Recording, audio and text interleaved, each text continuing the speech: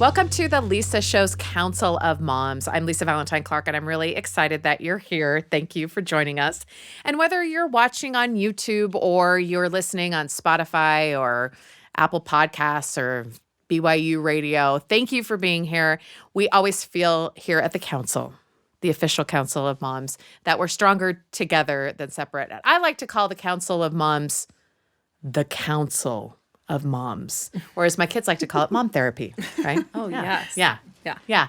Instead of just surviving, how are we thriving? These are the kinds of questions that we talk about, just like you would talk about with your best girlfriends, where you just get together and say, yeah, but what do you really think?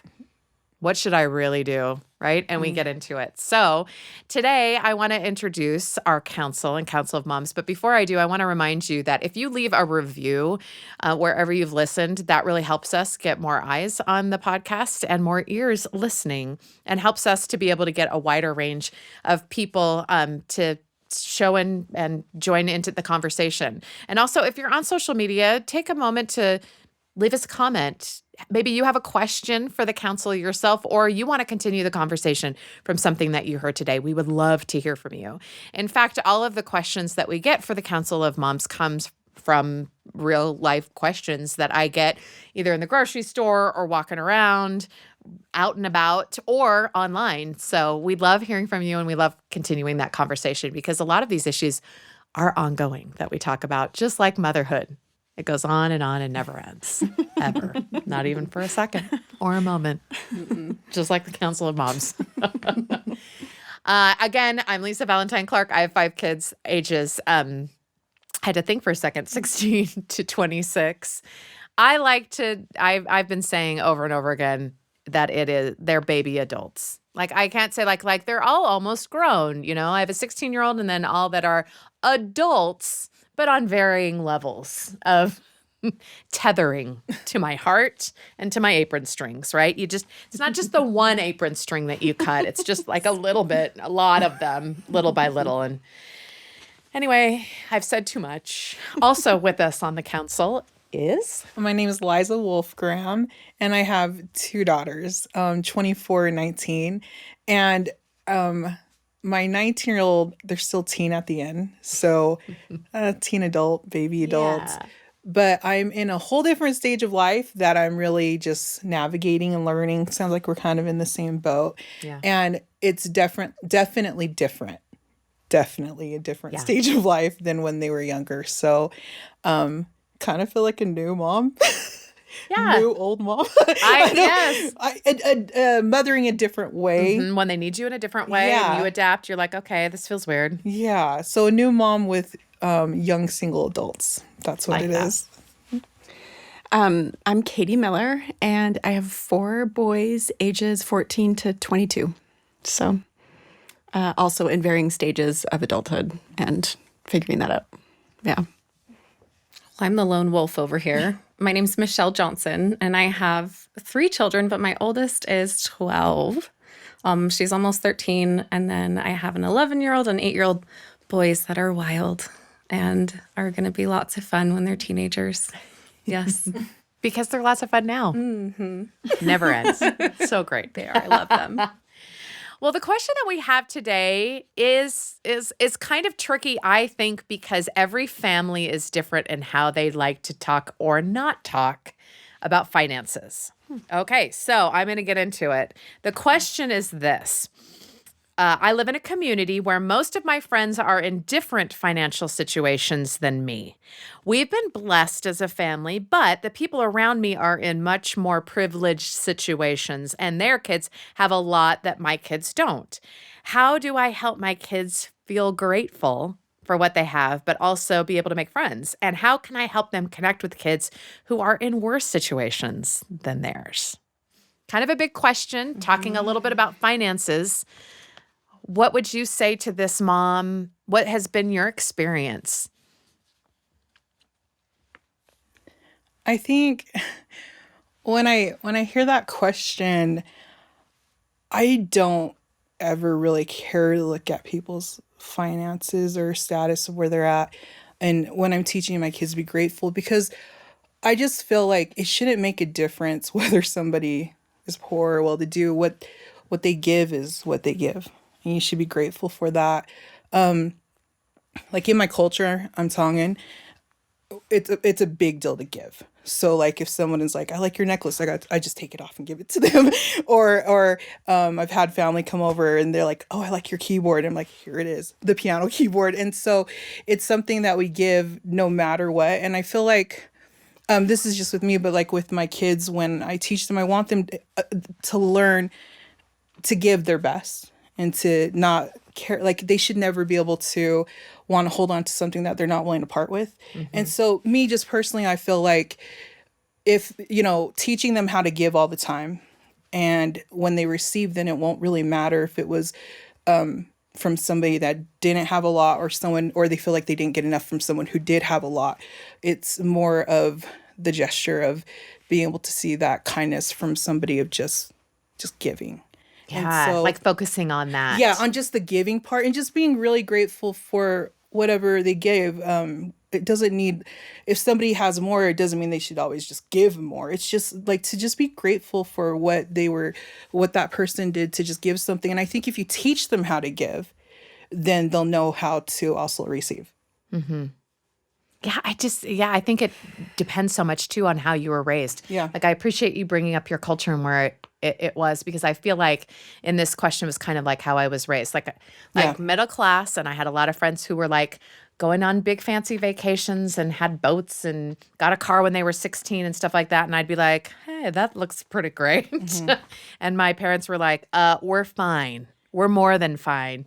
I don't know. I think that initially when I have a question like that, I bristle a little bit, because I think, first of all, in the United States of America, we're already in like the top 1% in the whole world. So let's like, check our privilege. Like, and I can hear my kids rolling their eye, like, but for real. Yeah. And having them travel to different places in the world or be more aware makes them grateful in a different way.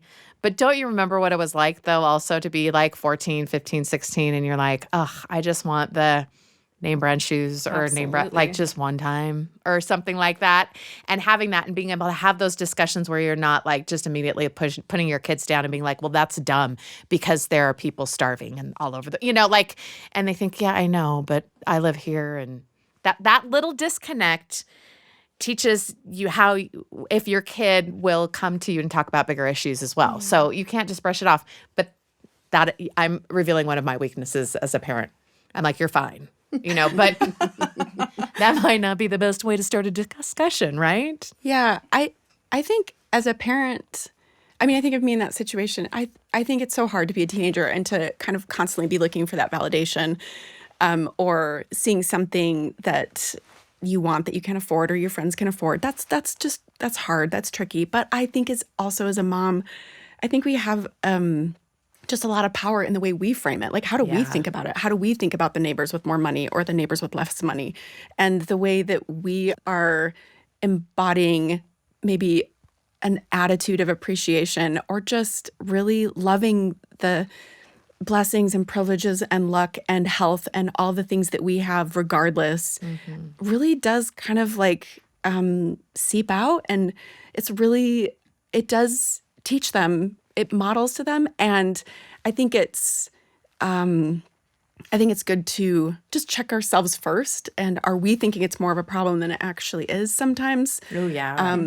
Like maybe it's fine and maybe there are good things for them to learn, but like I can't control the other families going on vacation. I can't control the other families not having enough money to pay their mortgage.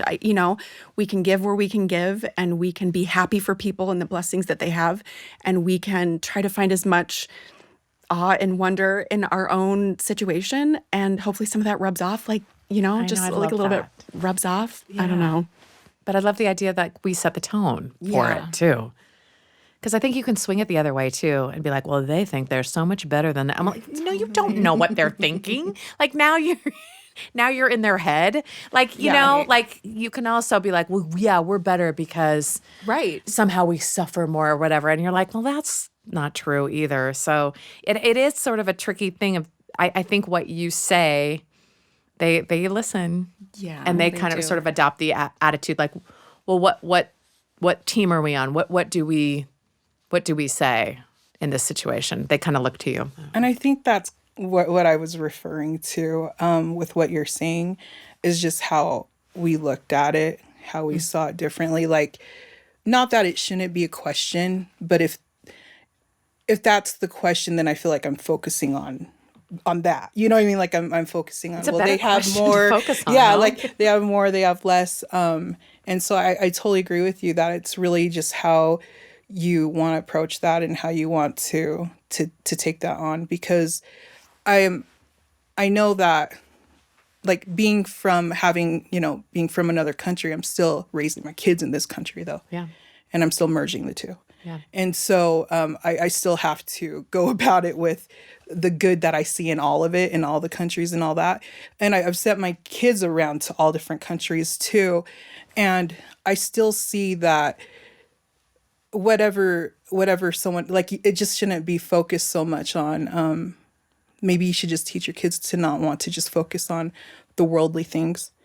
And focus more on the things that matter, like the value of the person and the kindness of what they are. Because if we change that question, then they'll probably see, it doesn't matter if they're rich or poor, they'll see like the person and maybe the kindness Yeah. that they're showing. I agree with that. But I also like going back to your point, Lisa, of like validating, like it's okay to want a name brand something, It is. but let's work for it. Yeah. Something my brother always says is when his kids ask him for something, "Oh, have you earned it?" And it makes him really think. And my little like 4-year-old niece came up to me the other day and was like, "You could have a pool in your backyard." We were playing in my backyard. I was like, "Yeah, but it's a lot of money."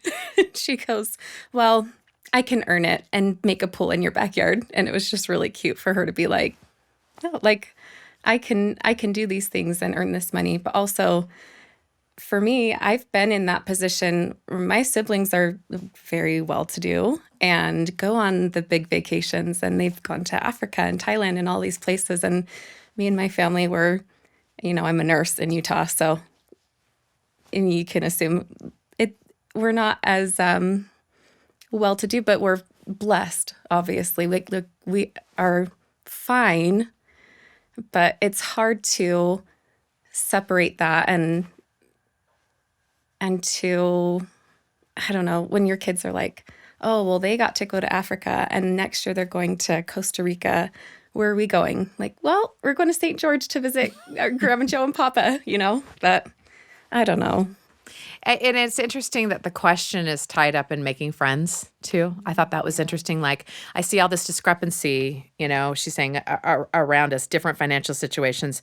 So I want them to know that they are privileged in their situation, but if they're trying to make friends, how do you sort of associate that? And I really feel that we can teach our kids to be leaders of as far as,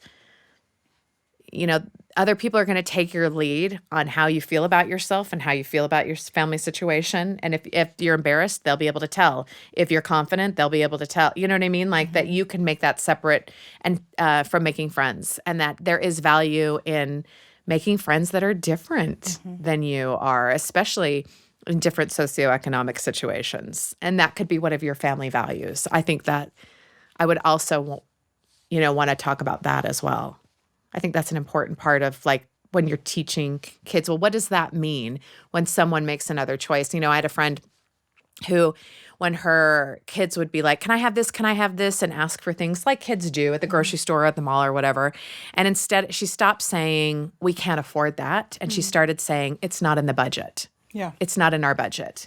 And I love that because it's kind of like to what you're saying of like, we can all make money in different ways and just wait longer to afford certain things. So it's not like, but we all make choices too about how we spend their money. And I've had a lot of conversations with especially as my kids get older, about like the trade-off of like, yes, we could earn more money by having different kinds of careers than their late father chose or that I chose.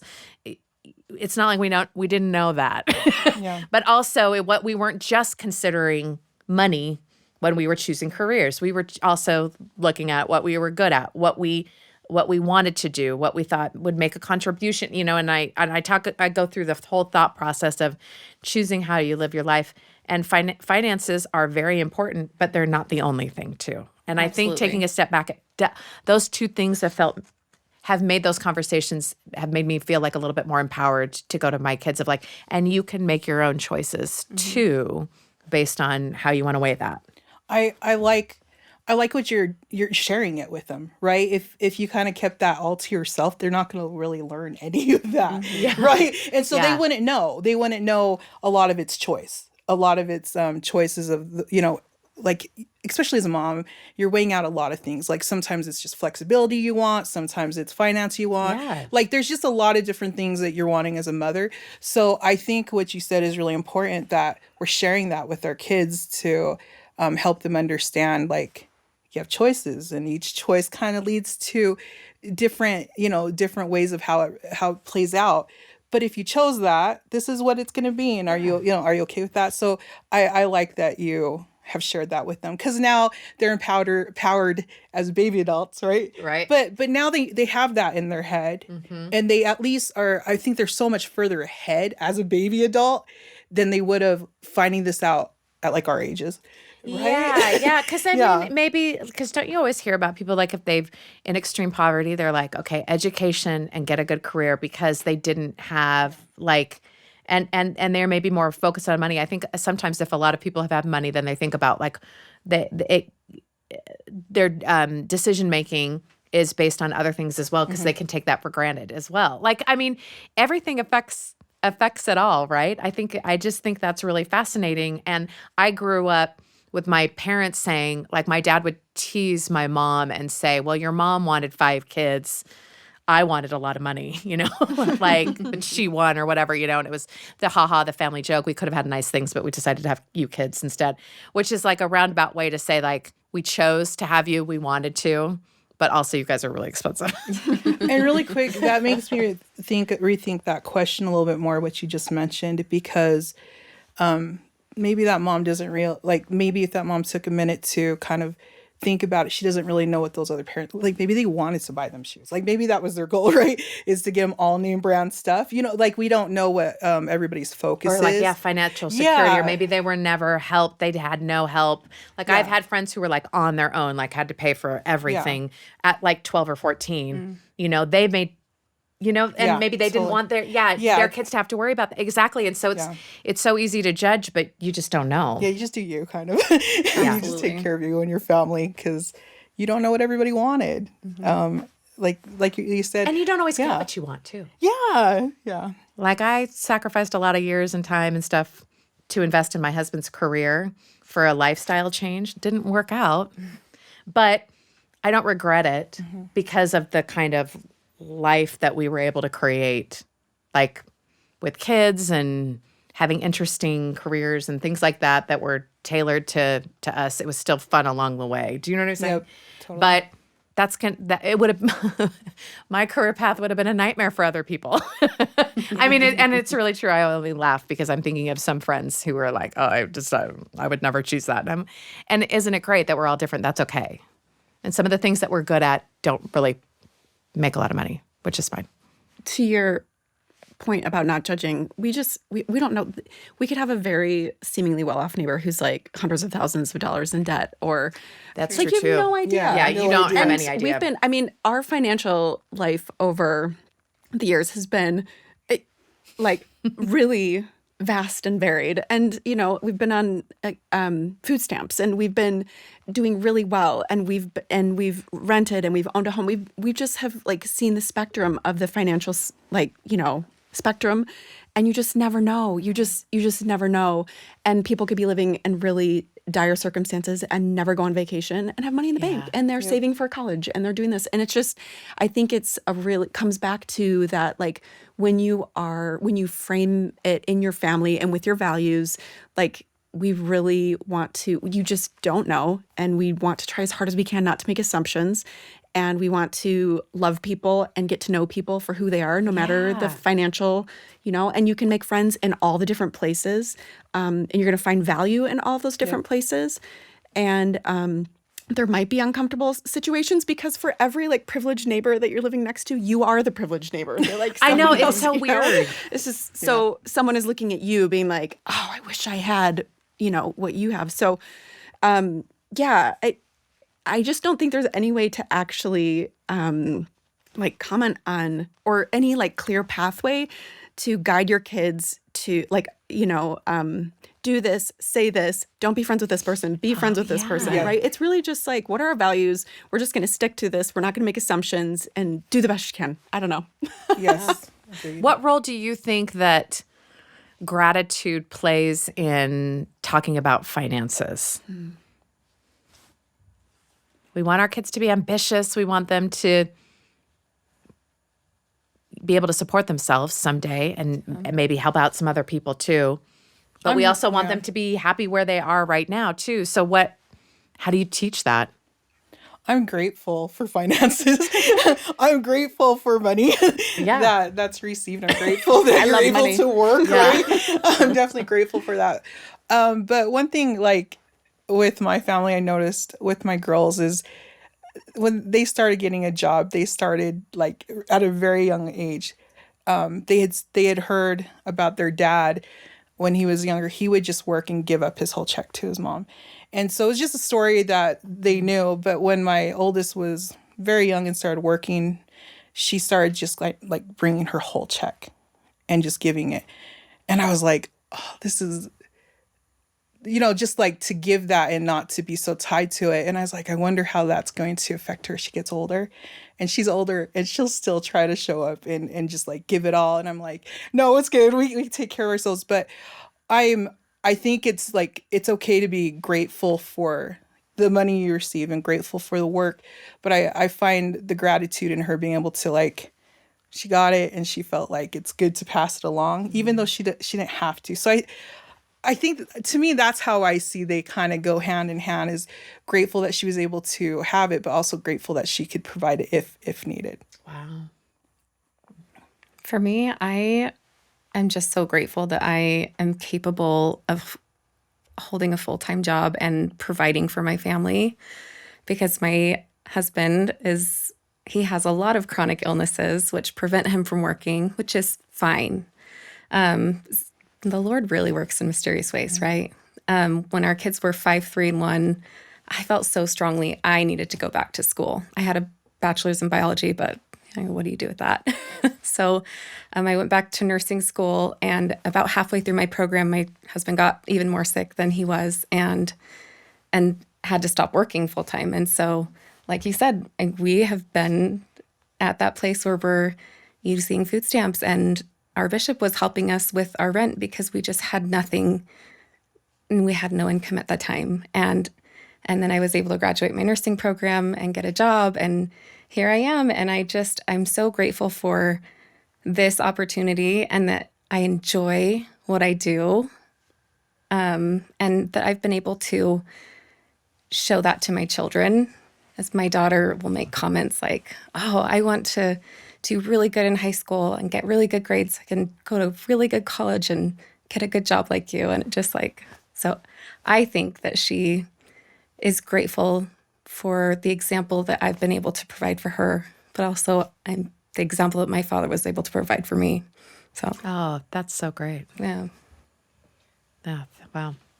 I think gratitude, I think if you're looking for for like wonder and awe and beauty and joy in your life, and you're doing that in the mundane and in the big and in the beautiful and in the tiny and in your life, and that's your focus is on like living in that kind of Thanksgiving feeling, not like all the time because that's weird, but enough that it brings joy and happiness to like a portion of your day or your week. I just think that trickles into money. I don't think it's necessarily even so like fascinating. be Yeah. grateful and also ambitious, but content. When you live that way and you are that and you're grateful and you're walking around seeing the ways that your privilege, luck, blessing, health, all of these things, I just think it kind of comes into your finances as well. And I will I will be like, for years when we didn't have a washer and dryer and I had to drag 3 kids and, loads of laundry down the stairs and across, and walk to the laundromat, and laundry was like all day. Like, I love my washer and dryer. I like, still, I'm just like, this is so great. I don't have to wash my clothes in a river. I just like, I love my washer and dryer. That comes from, that time still. And I just think when we're living in that just attitude, at least a like part of our day, then I think it trickles into that, and our kids see it and they feel it, and they feel us genuinely being happy, like genuinely just being happy with our life. And then you can have discussions about finances and budget and saving and priorities and things like that. But I don't know. Yeah, I think it like seeps in everywhere. I agree. I think it's beautiful. And we all know, we've heard the statistics of you make a certain amount of money and your happiness doesn't increase the more you like, but we have that assumption. But we all know what it's feeling like if you have like if you're living with an attitude of scarcity or abundance, and I really do think, I love that you brought up that all 3 of you brought this up individually about how like the moms set the tone for that, and they listen. And so we've run out of time. We could talk about this for but I'd love to give everybody an opportunity to have like a final word on this idea of finances or gratitude, of what, you would leave for this lasting question. And I'll just say that the last thing that I will say is that I have found that I just am very clear with my kids I am so grateful for this home. Do you know how lucky we are to have our own home? I will say like things like that, or I'm so glad that I have this great job. Like I will explicitly say it and just leave it at that and just keep it simple. And then they'll never have to wonder what I think. Yeah, I like that. I just think gratitude is love. I don't, they both really go hand in hand. And I think when you're grateful for things, you have love for people. Not grateful for things, but when you're grateful, love lives there too. And so I would just say that, just know they go hand in hand. And I think you find the joy through that. Like what you were saying is you find peace, you find joy and happiness because you realize they're one of the same. I think it's like pretty normal to not feel grateful or to compare and to constantly, like we're wired for safety and protection, not to enjoy our lives and not to be grateful. It kind of is like a swim upstream to recognize these things and to live in that love and awe and wonder and gratitude.